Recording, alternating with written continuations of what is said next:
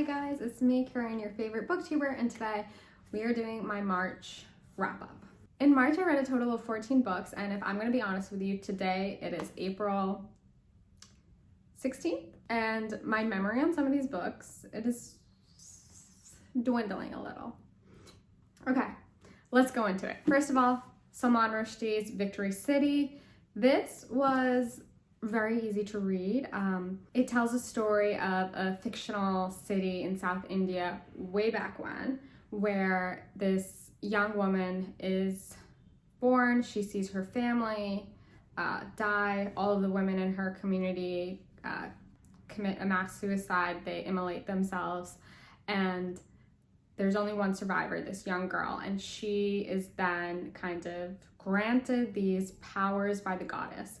And so she lives her life for about 400 years. She sees civilization change because she is one of the key players building the civilization. This is giving magical realism. It's very Rushdie in that regards.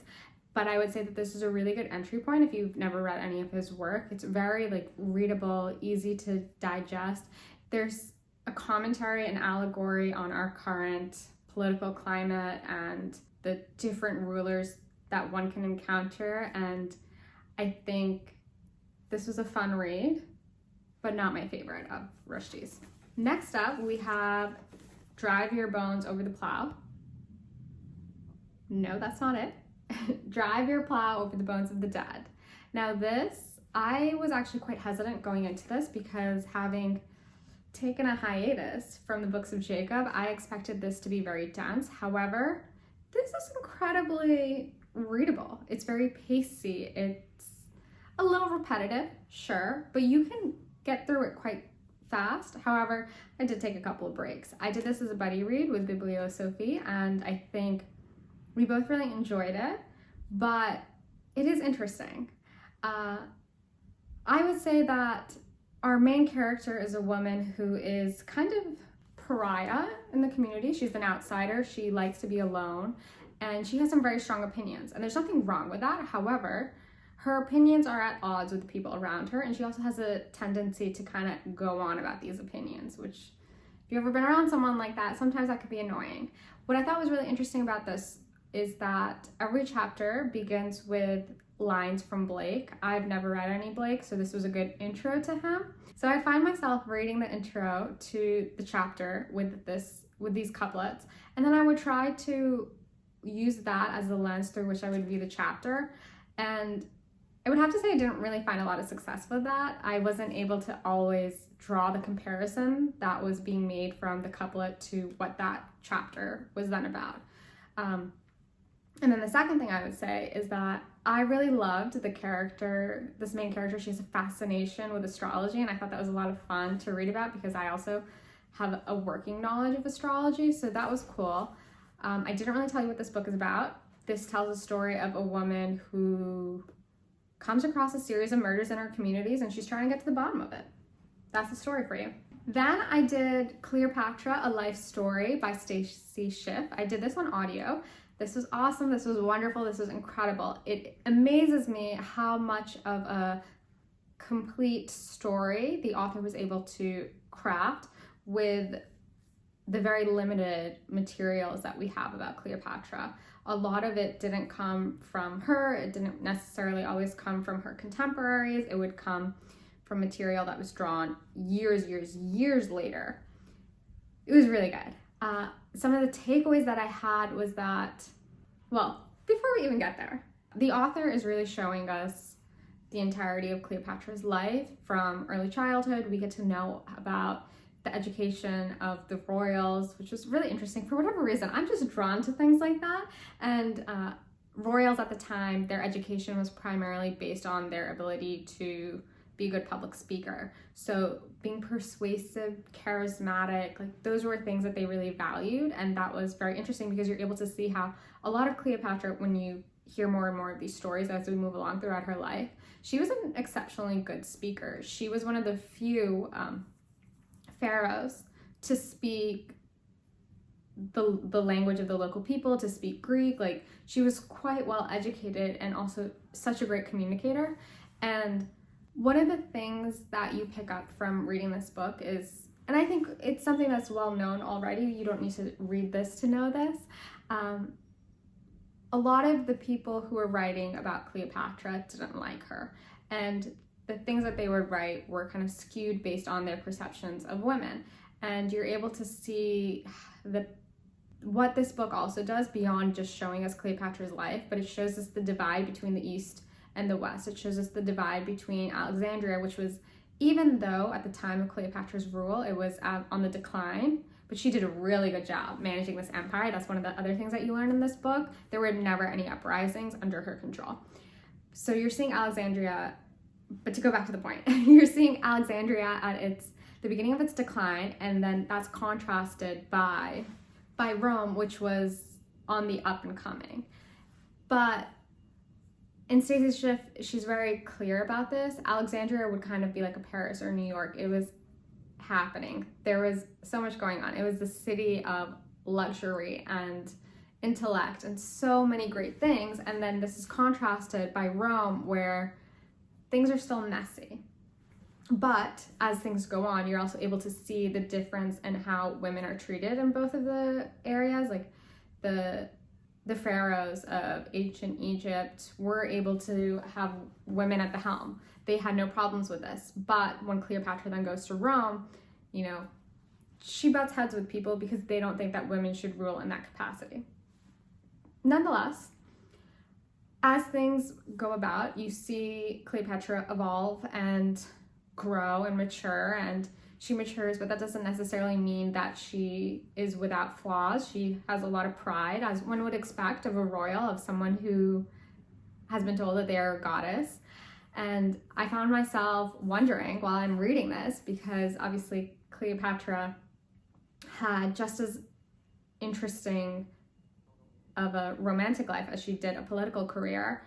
I found myself wondering, who would I choose, Marc or Caesar? I was like, that's the big question. That's what I want everyone to tell me in the comments. You have to pick a partner. Who is it? Marc Antony, the jovial, charismatic, always down for a good time, or Caesar, who seemed a lot more serious and down to business. I just thought it was so interesting from reading the book. You're able to see how being with both people, Cleopatra would kind of, this is just true of anyone. When you spend time with someone, with different people, they bring out different parts of your personality. And you can tell from the stories how that's the case for Cleopatra. One, Marc Antony and Julius Caesar brought out different parts of her personality, but also she was at different stages in her life while she was with them. And yeah, I just thought it was a lot of fun to read. I really enjoyed it, and it made me want to, moving forward, I think I probably will read more ancient Egypt histories. There were so many other characters and people that I wanted to learn more about, so I really liked it. I hope you check it out. Then I switched gears completely and I read Fortuna Sworn by K.J. Sutton. This book comes highly, highly, highly recommended by Emmy. I had wanted to read it for a long time, but I kept on holding off from it, and I finally decided to read it, and I think I read it in like a day. Fortuna Sworn reminds me of a mix of Holly Black's debut novel, Tithe, and then Sarah J. Maas's ACOTAR, like the first book. It's kind of a combination of the two. If you read it, you'll totally get what I mean, but that doesn't detract from it because it still was a lot of fun. It tells the story of this young woman, Fortuna, whose brother has gone missing, and she has this very unique power that if she touches you, she can discern your biggest fear and then use that to kill you or torture you, whatever she chooses. And then all of a sudden, this guy shows up and he's like, I know where your brother is. I will take you, but there's a catch. You need to marry me. So shenanigans ensue, as you could expect. And I thought it was a lot of fun.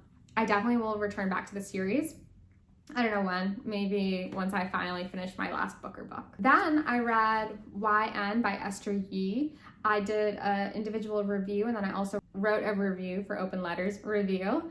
And this tells the story of a young Korean woman who's living in Berlin, who is very cerebral, very intellectual. She is giving millennial malaise, and she isn't into this pop band, the pop band of the moment, the K-pop band of the moment. She's not into them. It's not her thing. But all of a sudden, she goes to a concert with her annoying roommate, and a switch goes off. Her life is never the same. She becomes enamored with the youngest performer in this band.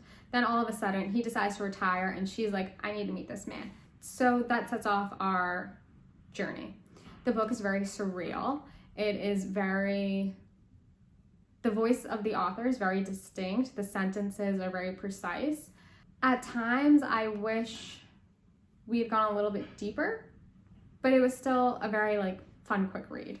Then we have another exciting book. I read Adolescence Leaves by Nathan from Nathan's Nook, his novella, which is officially out into the world. I think today he just released his video, which is very exciting. This novella plays with form. It is the story of young love. It's kind of a coming of age situation, but through the lens of love. It's very dreamy and evocative and poetic, and I definitely think you guys should check it out. Then I did another history book because I am in my history phase. I did Children of Ash and Alum, A History of the Vikings. I don't know if you guys knew this. You probably didn't, because I don't even think I've ever brought it up. But during the pandemic, I was obsessed with Vikings, and I was listening to this podcast.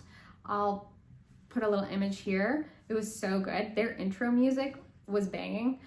And I don't know, that was kind of my first foray into this world of the ancient Vikings. I find it to be a very interesting culture to learn more about. But this book,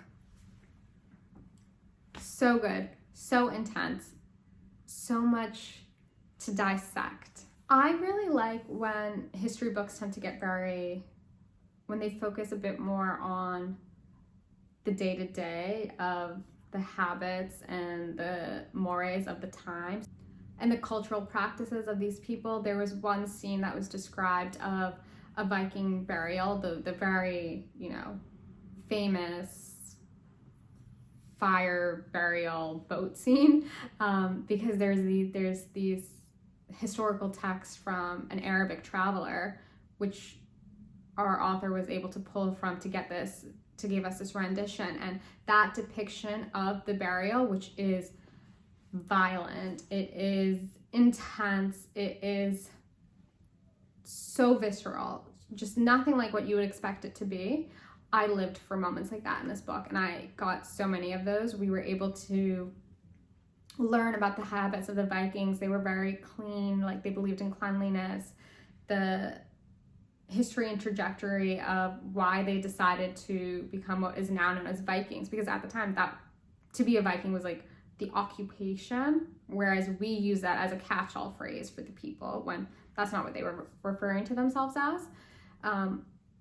And one of the arguments that the author makes is that the Vikings were not initially violent. They were able to gain access to the lands that they did because they had already had a prior pre-existing relationship with, the monasteries in Ireland and the remaining parts of England. They had pre-established relationships. There's also, depictions of the Vikings attacking Paris, and it's just very interesting.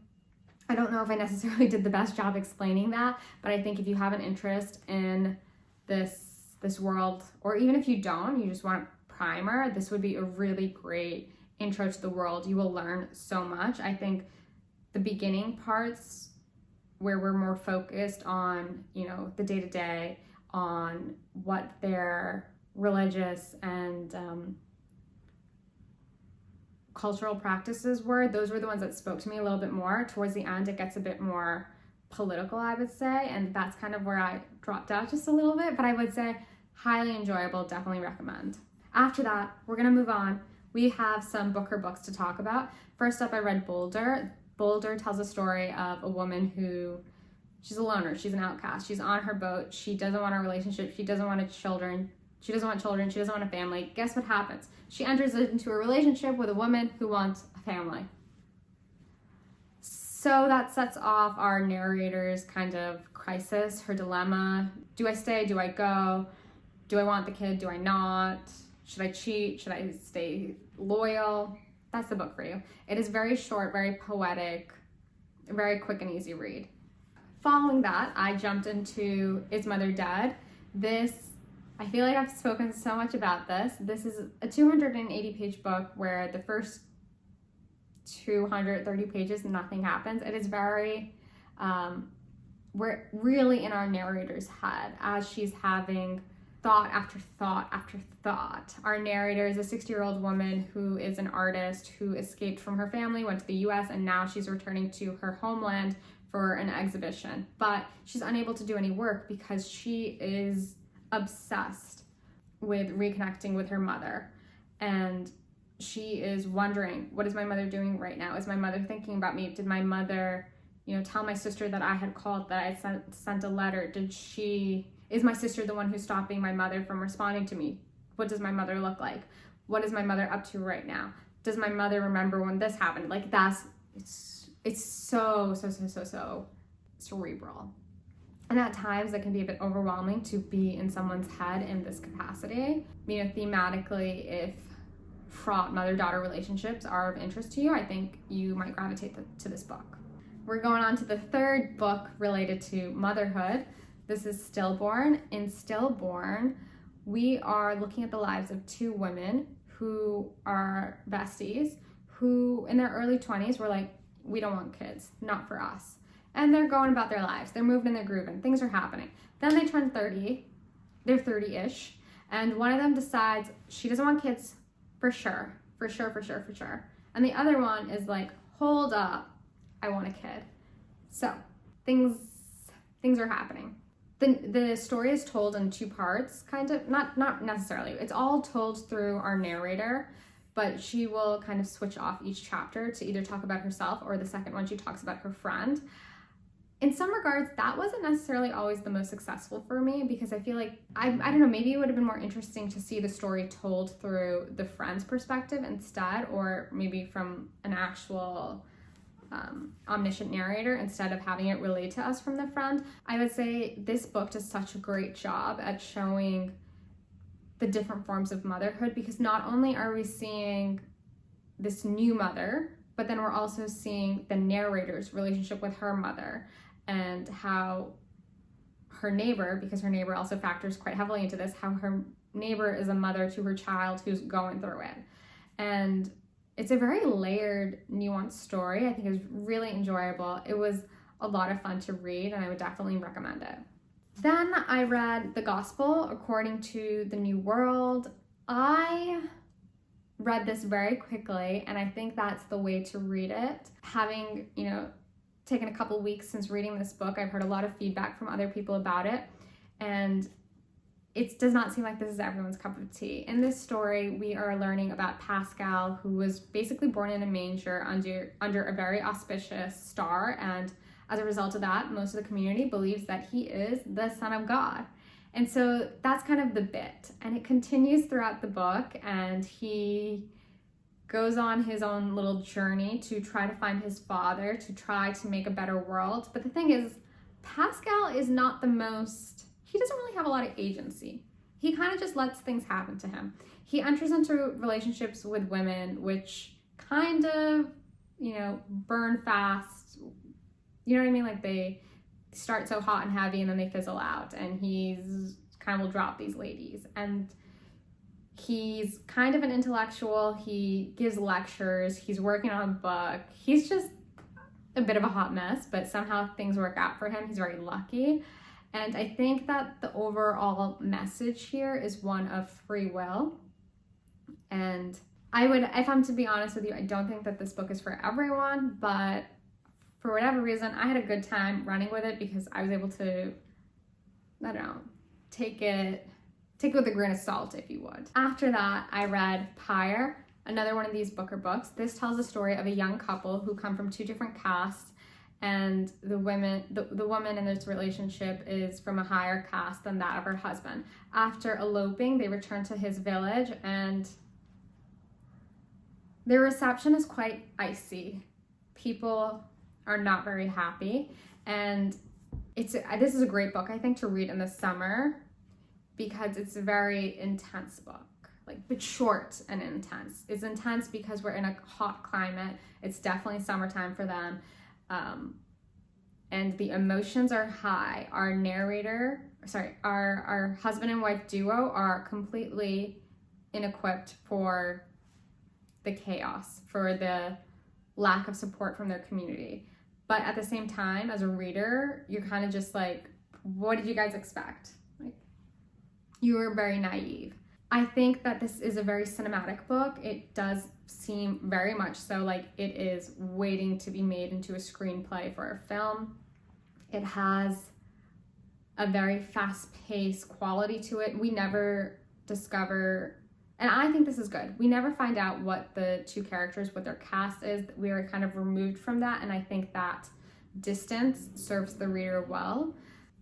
I think that there could have been just a little bit more, because at times it could feel a little repetitive, or you wanted more detail. You wanted to go a little bit deeper. You wanted to see actual things happening. For example, at one point, one of the very few acts of kindness, a woman in the community comes up to the wife and she's like, you and your husband should go and get your marriage, notified by the government, because she was saying that by doing so that they would gain protection.